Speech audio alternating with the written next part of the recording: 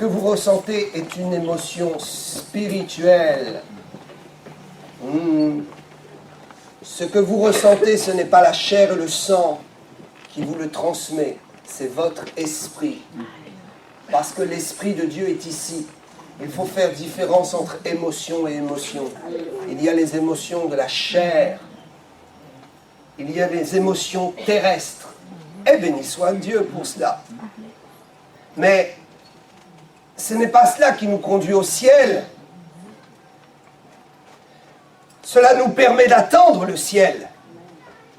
Mais ce qui nous conduit au ciel, ce sont les émotions de notre esprit.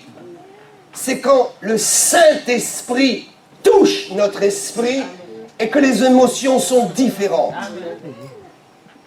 Ils peuvent ressembler à des émotions humaines, mais ils sont différents. Les émotions du Saint-Esprit sont différentes parce qu'elles nous conduisent vers Dieu et elles nous rappellent que le ciel et l'enfer ne sont pas une plaisanterie. Cela nous rappelle que l'enfer existe vraiment et que les tourments éternels sont faits pour ceux qui n'accepteront pas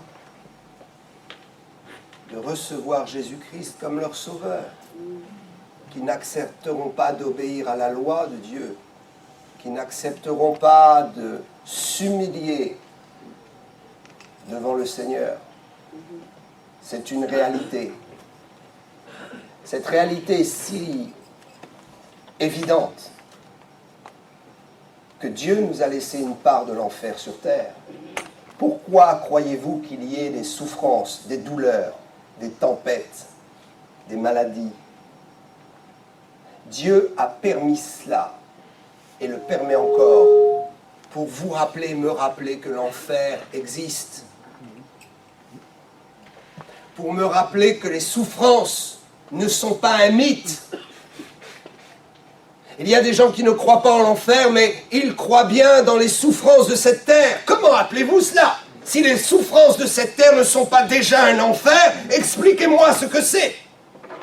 Moi, je vous dis que Dieu a permis cela pour que nous sachions que les tourments existent pour l'éternité et que Dieu veut nous faire sortir de ces tourments et veut que nous échappions à ces tourments.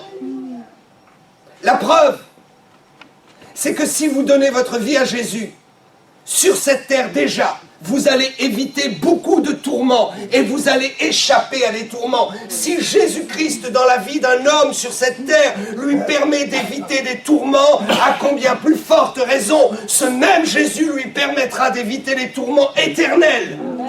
Yes.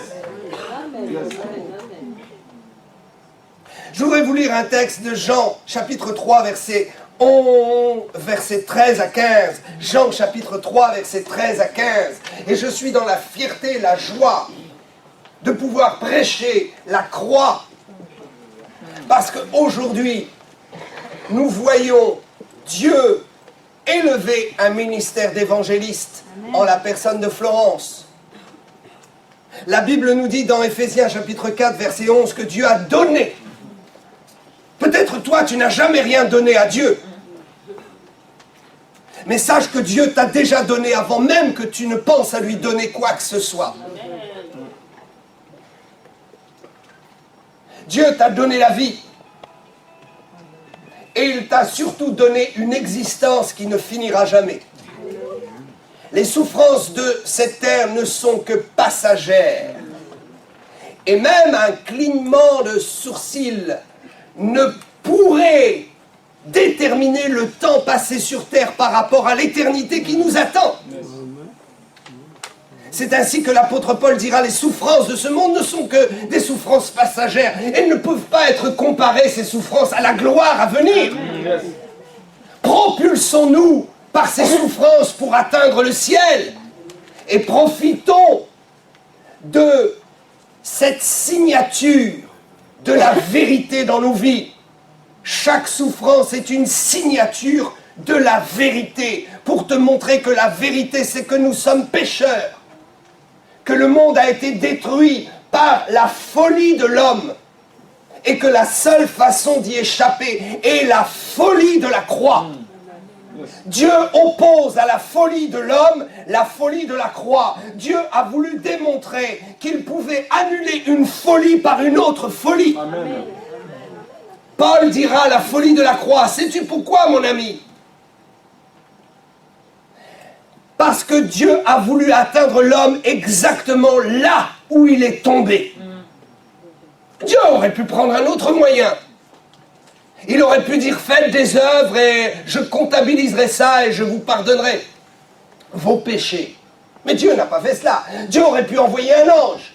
Juste un ange se tenir là et dire oh, celui qui regardera l'ange et qui croira dans ma délivrance sera sauvé par l'ange. Mais Dieu n'a pas prévu ce moyen.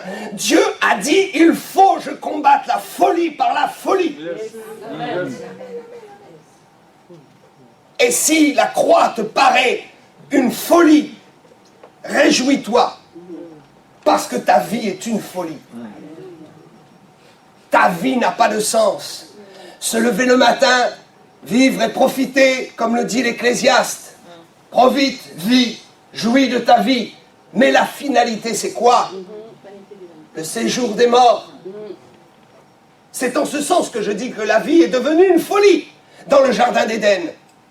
Prenons le jardin d'Éden. La vie de l'homme n'était pas une folie, parce qu'il n'y avait pas la finalité du séjour des morts. Dieu n'avait pas prévu cela. Mais l'homme est devenu fou en désobéissant à Dieu. Et il a ouvert la porte large à toute l'humanité. Le péché a plongé l'homme dans sa propre rébellion, dans sa propre folie. Et béni soit Dieu. Que ce que l'antidote. Yes. C'est la folie de la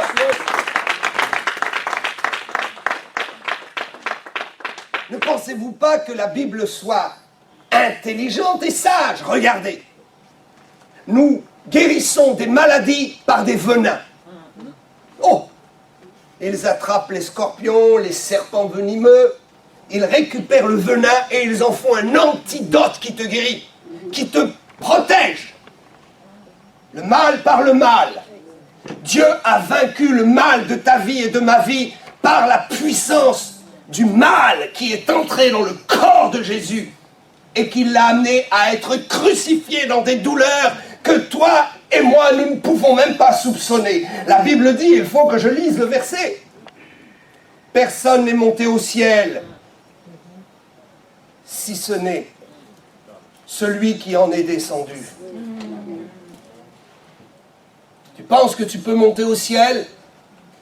Le seul ascenseur, c'est celui qui s'appelle Jésus. Le seul moyen par lequel les hommes peuvent aller au ciel, c'est le moyen de la folie de la croix de Jésus-Christ. Personne n'est monté au ciel si ce n'est celui qui en est descendu, le Fils de l'homme qui est dans le ciel. Jésus. Et comme Moïse éleva le serpent dans le désert, il faut de même que le Fils de l'homme soit élevé, afin que quiconque croit en lui ait la vie éternelle. Alléluia. Amen. Mon style est une folie, béni Dieu. Peut-être tu penses que la religion, c'est quelqu'un qui parle calmement, posément, qui ne fait pas de bruit. Mon ami, la situation est urgente. Nous ne prêchons pas un évangile mort.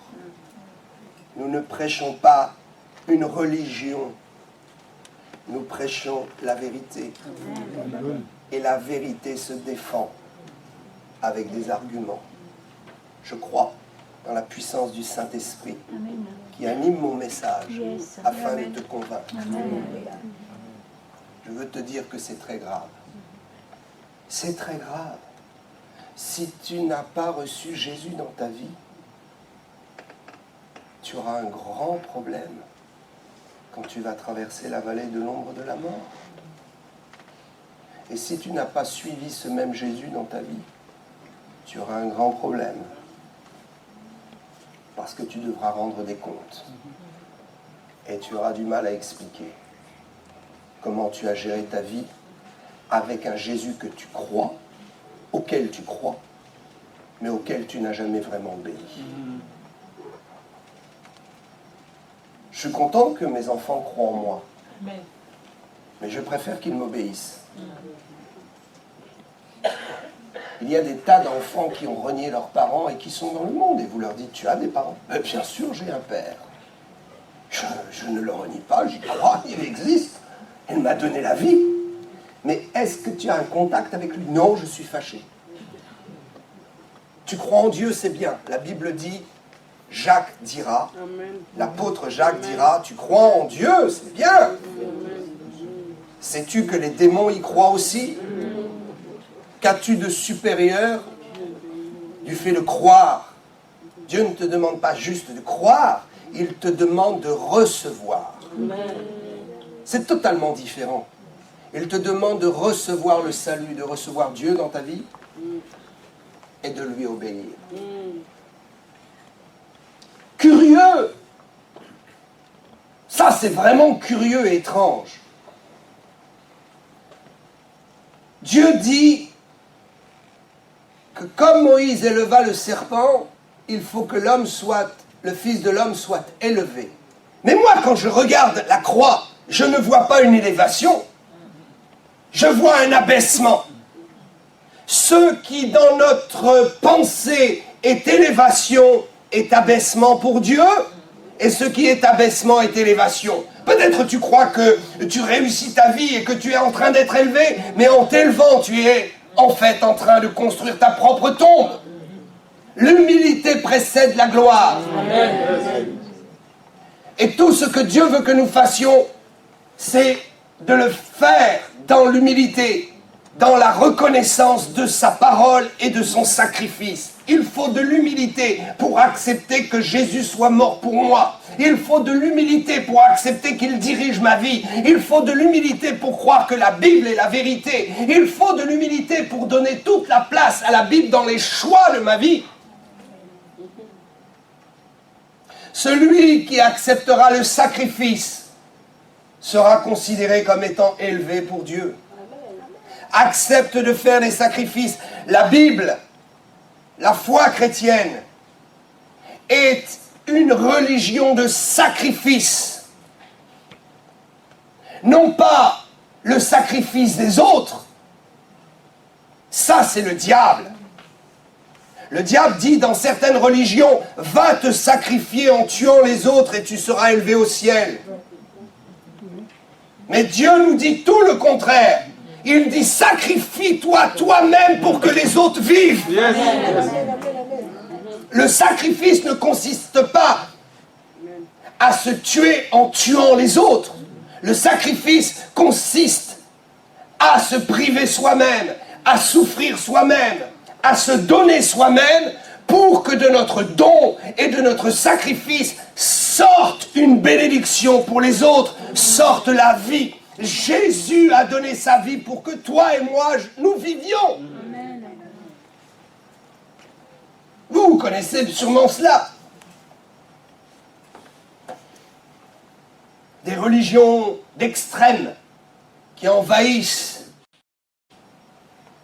nos belles cultures chrétiennes et qui disent que pour plaire à Dieu, il faut mourir en faisant mourir d'autres. Alors que Dieu a dit, tu n'as pas besoin de mourir. Je suis déjà mort pour toi. Amen. Jésus a été élevé. La Bible nous dit que dans l'Ancien Testament, alors que le peuple était conduit dans le désert vers la terre promise, les Juifs se sont révoltés. Ils n'étaient pas contents de leur sort. Ils ont péché contre Dieu. On trouve cela, n'est-ce pas, dans le livre des Nombres au chapitre 21, vous pourrez le lire. Dans le texte du Nouveau Testament que j'ai lu, Dieu fait référence à une histoire de l'Ancien Testament. Réellement une ancienne histoire qui a été vraiment vécue. Ce n'est pas une fable. Il s'est vraiment passé quelque chose dans le désert avec Moïse. Le peuple a parlé contre Moïse et contre Dieu. Ils ont dit, oh, tu nous as fait sortir d'Égypte pour que nous mourions dans le désert. Ils étaient insatisfaits, ils en voulaient encore et ils n'étaient pas patients. Mon ami, il faut être patient. Dieu a forcément une bénédiction pour ta vie. Et s'il a choisi de tarder pour te la donner, sois patient et attends. Parce que moi, je te dis que si tu regardes à Jésus, forcément tu es en route vers ta terre promise. Je n'ai vu personne mettre sa confiance en Dieu sans voir sa vie changer, évoluer. Le diable donne très vite, parce qu'il a peu de temps. Mais Dieu prend son temps pour donner. Et quand il dit, ne t'inquiète pas, tu es sur le chemin de ta terre promise, sois tranquille, même si tu es encore dans un désert et que tu traverses un désert.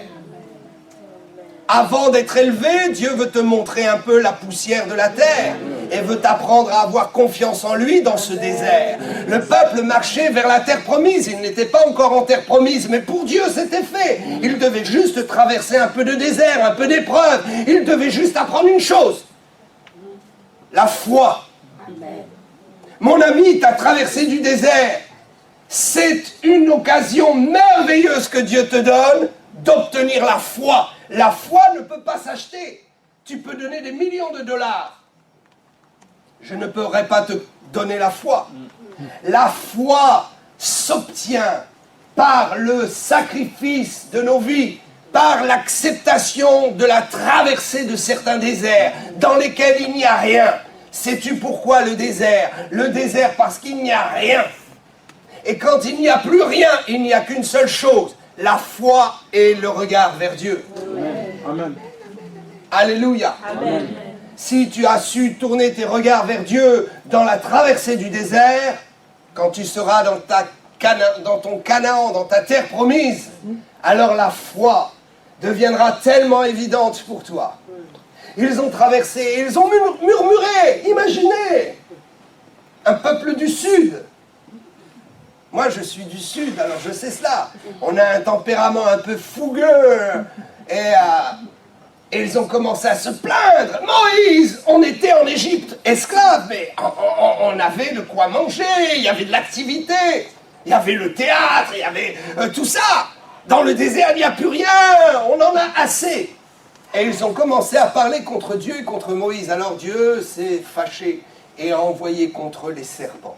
Des serpents qui sont arrivés dans le désert. Écoutez, ça faisait longtemps qu'ils marchaient dans le désert. Mais là, peut-être à une année environ en arrivée de Canaan, vous savez qu'ils ont mis 40 ans. Ils ont mis 40 jours, ils sont arrivés au pied de Canaan, et puis ils sont repartis pendant 40 ans dans le désert parce qu'ils n'ont pas cru. Et peut-être vers la 39e année, il se passe ceci. Ils en ont assez. Et donc, Dieu envoie les serpents. Mais comment, pendant toutes ces années, il n'y a pas eu de serpents pour les piquer dans le désert? C'est arrivé au moment de la désobéissance et de la rébellion. Mon ami, ta rébellion et ta désobéissance fait sortir les serpents de terre. Il y a des chrétiens qui viennent me voir et qui me disent, pasteur, il y a toujours des petits serpents dans ma chambre. Et la nuit, je vois des serpents. Et quand je me lève, je vois des serpents. Mon ami, moi je ne vois que des anges. Pourquoi tu ne vois que des serpents tout le temps? Parce que tu as peut-être fait sortir les serpents de leur trou par ta rébellion et ta désobéissance. C'est terrible, vous savez, il y a des gens, ils sont tellement rebelles à Dieu, ils ne cèdent pas. Et on leur donne la voie de la sagesse et on leur dit comment faire et ils ne veulent pas céder, ils sont rebelles. Moïse leur a dit, mais attendez les gars, il y a les cailles du ciel, il y a tout ça, regardez, on n'a pas eu de maladie pendant toutes ces années dans le désert, il n'y a eu aucun serpent, attendez un peu, on y arrive à Canaan, vous avez vécu un miracle dans le désert, savez-vous qu'ils ont vécu un miracle? La Bible dit qu'ils n'ont même pas changé de chaussures, que les chaussures ne se sont pas usées. Alors moi, j'ai hâte d'être au ciel pour savoir comment ça s'est fait. Parce qu'ils sont arrivés, les tout petits qui avaient 10 et 12 ans, avec des chaussures comme cela. Et ils ont grandi. 30 ans après, ils ont des pieds comme cela. Comment est-ce que la même chaussure leur va toujours? Le pied est comme ça, non? Peut-être ils ont échangé les chaussures entre eux, mais il reste quand même un problème. La Bible dit qu'ils n'ont pas usé leurs chaussures. Moïse a fait des prodiges. Il y avait la nuée, la nuit, et la colonne de feu avec la nuée le jour qui les suivait. Des miracles extraordinaires. Il nous manquait de rien. Ils étaient dans la présence de Dieu. Et ils se sont plaints. Et ils ont été rebelles. Ne nous plaignons pas. Parfois, nous appelons des démons par nos médisances, par nos plaintes. Quand nous nous plaignons, le diable arrive tout de suite.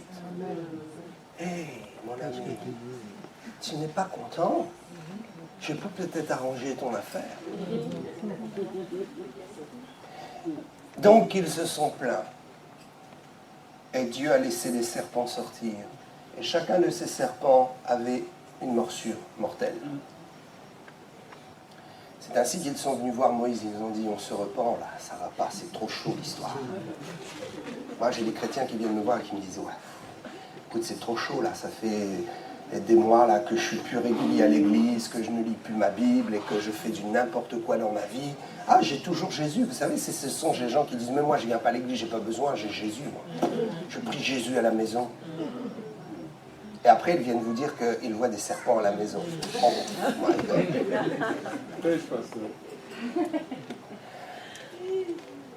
Ils viennent voir Moïse et lui disent, oh Moïse, on a un gros problème, on te demande pardon, ces serpents là, nous sont en train de nous tuer. C'est l'image du serpent ancien que la Bible appelle le diable. C'est l'image de la morsure du péché qui est mortelle. Il n'y a aucun remède à la morsure mortelle du péché. Le seul remède, c'est la folie de la croix. Et la folie avait commencé dans le désert. Moïse va faire quelque chose que Dieu lui dit, et qui est complètement fou. Si Dieu vous dit de faire parfois des choses qui dépassent l'entendement, mais que ça vient de lui, faites-le. Si Dieu te dit demain, il faut prendre le zénith et prêcher, fais-le. Si Dieu te dit demain, pasteur, avec mon mari, on va voir comment prendre le Stade de France et faire venir Chris Oyakhilome, on le fera. Moi, je crois que Jésus revient bientôt. Il est impossible que nous voyions la puissance miraculeuse éclater dans notre pays avant que Jésus revienne. La France pour l'évangile, c'est possible. Je défends la Bible. Ce ne sera pas autre chose que la Bible dans mon pays. Amen. Je le déclare et je me battrai jusqu'au bout par les armes de l'esprit, par la puissance de la parole qui convainc. Je n'irai pas me battre physiquement contre des gens fanatisés. Je les défanatiserai par la puissance de mon discours.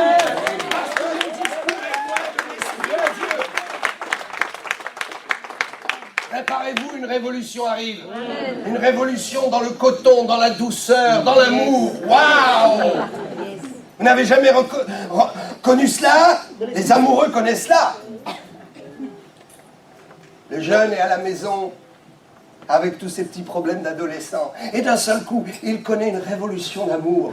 Tout est beau, tout est coton. Il rentre le matin, le soir à la maison. Oh, bonjour papa, bonjour maman. J'ai fait des beaux devoirs, tout va bien. Tout ce qui était un problème pour lui est devenu maintenant une solution. La puissance de l'amour. Nous allons nous aimer les uns les autres. Et l'Église va démontrer son amour. Moïse fait une chose étonnante. Il va donc construire une perche avec un serpent en airain. Il va planter cela et il va dire, voyez, tous ceux qui regardent au serpent d'airain seront guéris et sauvés. Et tous ceux qui regardaient au serpent d'airain étaient guéris. Préfiguration de la folie de la croix. Mon ami, il faut que tu tournes tes regards vers la croix. Il faut que tu tournes vers la folie de la croix. Car Dieu nous a aimés tellement qu'il en est devenu fou.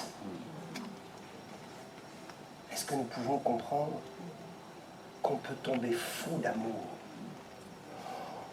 au point de ne trouver aucune limite dans nos moyens pour sauver ceux que l'on aime. Waouh! Que Dieu nous aide à comprendre cela.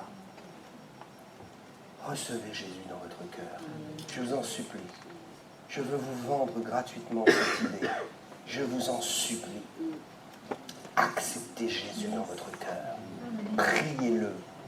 Demandez-lui de venir dans votre vie. Demandez-lui de changer les choses. Demandez-lui conseil et cessez de vivre seul. Peut-être vous avez du monde autour de vous, mais dans vos problèmes, vous vous retrouvez seul. Comme ces gens que vous voyez avec un grand sourire. Ils vont dans les fêtes, ils vont dans la famille, ils ont un sourire, mais au-dedans, ils hurlent de douleur parce qu'ils sont seuls et qu'ils ont besoin d'un sauveur. Ils ont besoin de quelqu'un pour les écouter, les entendre.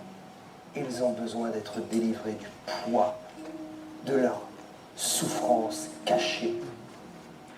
Oh mes amis, il n'y a que Jésus qui puisse nous délivrer. Il n'y a que lui qui puisse nous délivrer. Je suis issu d'une famille sicilienne et mon père me battait beaucoup. Et je n'ai jamais pu avouer ni à une maîtresse, ni à une assistante sociale, ni à personne ce que je ressentais. Et dans les repas de famille, j'avais toujours un beau sourire sur le visage. Mais personne ne pouvait soupçonner la douleur à l'intérieur, la prison dans laquelle j'étais. Mais un jour, Jésus est venu. Et j'ai pu lui parler de mon problème. Et si vous savez ce que Jésus a fait, Jésus a réglé mon problème. Il a touché le cœur de mon père. Et le calvaire s'est arrêté. Amen. La folie de la croix, la seule folie de la croix peut s'opposer à toutes les folies de votre vie. Il n'y a que lui qui puisse vous sauver et vous délivrer. Il n'y a que lui qui puisse ouvrir la porte de vos cachots les plus profonds, de vos problèmes les plus profonds, de ce que vous cachez à l'intérieur, que vous ne pouvez dire à personne, dont vous avez honte. La victime a toujours honte. Ce n'est pas le bourreau qui a honte. C'est celui qui est dans le cachot, paradoxalement, qui a toujours honte. S'il y a une prison dans votre cœur, s'il y a une partie de votre âme qui est enfermée, si quand vous êtes en société, vous avez envie de hurler, de dire « je souffre, écoutez ma souffrance ».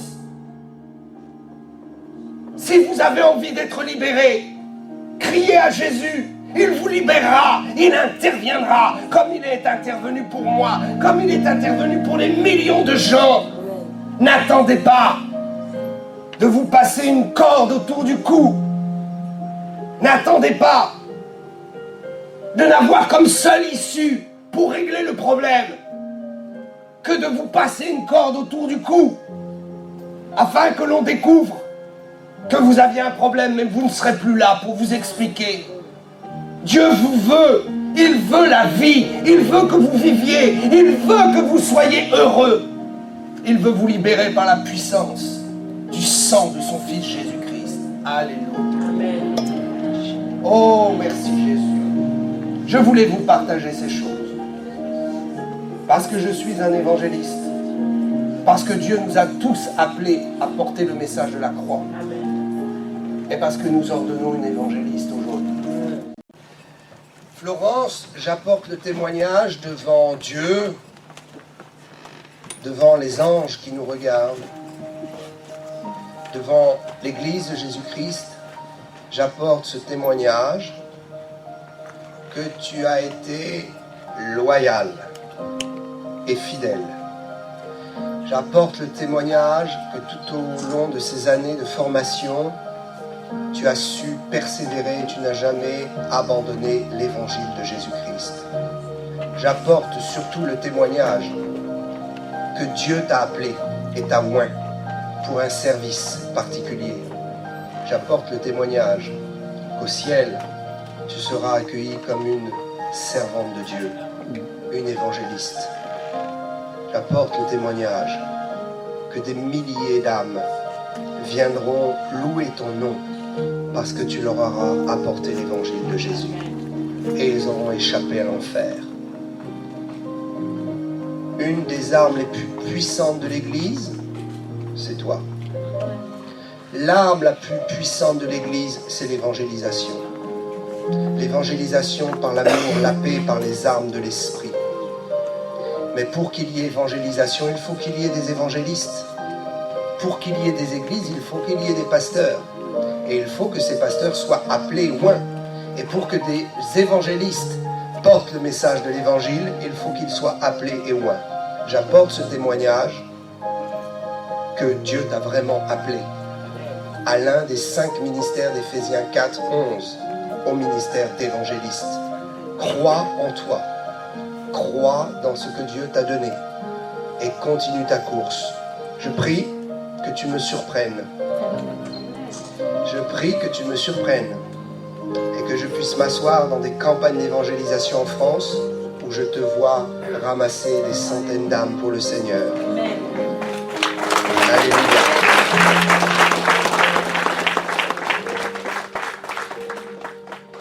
Florence, je te pose la question. Acceptes-tu ta course dans le ministère avec Jésus? Oui, j'accepte. Acceptes-tu que l'homme de Dieu, l'Église, t'ordonne sur cette terre pour confirmer que Dieu t'a déjà ordonné dans le ciel? Est-ce que tu crois dans ma prière? Amen. Oui. Est-ce que tu crois dans l'autorité de mon ministère pour pouvoir te consacrer? Oui, amen, bien sûr. Pour pouvoir t'ordonner maintenant dans le ministère? Oui, je le crois. Ce oui-là est très important. Il est entendu, il résonne dans le ciel. Sais-tu que les anges sont en train de parler? Dans le monde entier, les anges sont en train de parler. Ils sont en train de te dire, waouh, en France, ça commence. Alléluia. D'autres femmes suivront. D'autres ministères suivront. Sur cette place, j'ordonnerai d'autres ministères pour proclamer Jésus.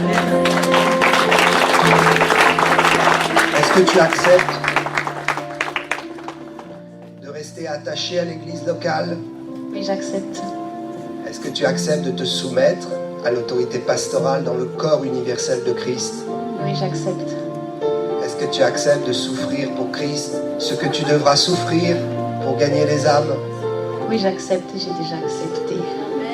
Alléluia. C'est une nouvelle étape. Ce que tu as accepté dans ta consécration n'est pas la même chose que ce que tu accepteras dans ton ordination. L'Esprit avait dit à Paul, je vais te montrer ce que tu dois souffrir. Amen. Que Dieu soit loué. On peut m'apporter une bouteille neuve. Alléluia. Que Dieu soit loué. Que Dieu ancienne est fait ici. Viens, Tina, je vais vous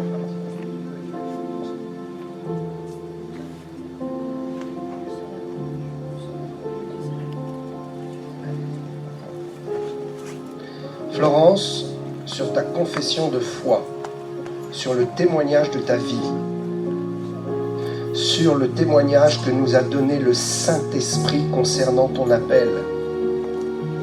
Aujourd'hui, solennellement, avec vérité, je pose un acte éternel qui est voulu de Dieu, alors même que le Saint-Esprit t'a déjà ordonné. Je confirme cette ordination au milieu des hommes, dans l'Église de Jésus-Christ, au sein même du cœur de l'épouse de Christ.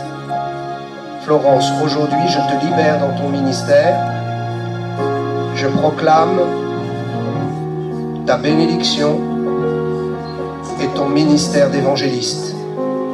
Florence, maintenant, moi, serviteur de l'Éternel, conformément à la sainte doctrine de sa parole, je t'ordonne évangéliste Au nom du Père, au nom du Fils et au nom du Saint-Esprit.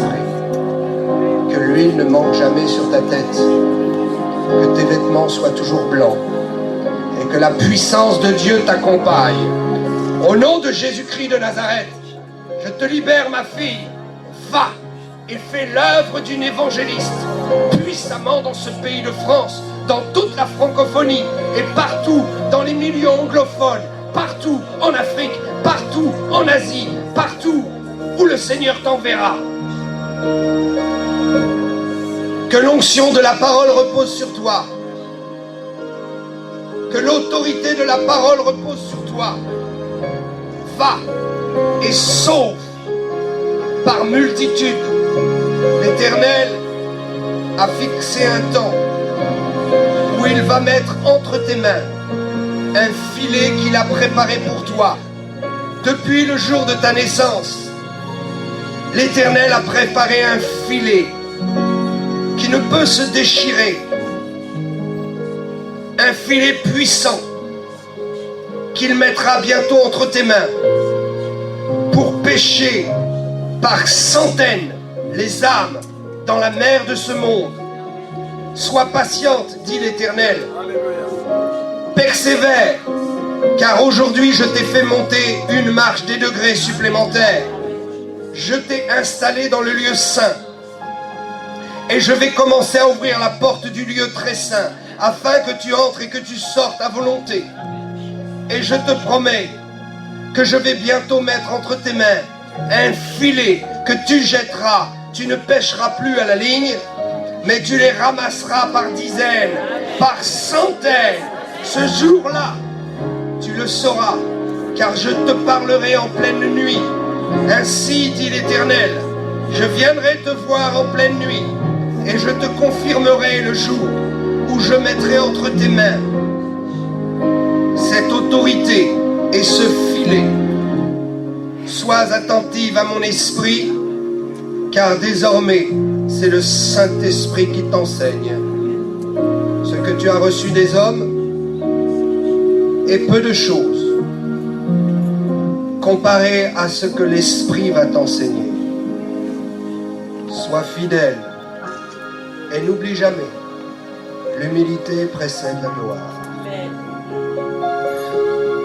Reçois la bénédiction, reçois l'onction, reçois la grâce. Sois une femme forte. Je dépouille les arcs de tes ennemis. Je dépouille les manuscrits entre les mains de tes ennemis. Et je proclame qu'aujourd'hui l'Éternel t'a élevé. À lui seul soit toute la gloire. Alléluia, alléluia, alléluia. Merci Jésus. La présence de Dieu est ici merveilleuse. Ce qui a été prononcé est définitif.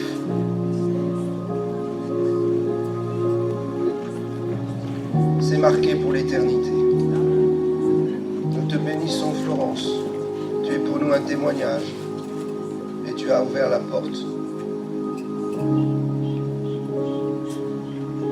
Tu ordonneras aussi des filles spirituelles. Alléluia. Que Dieu soit béni.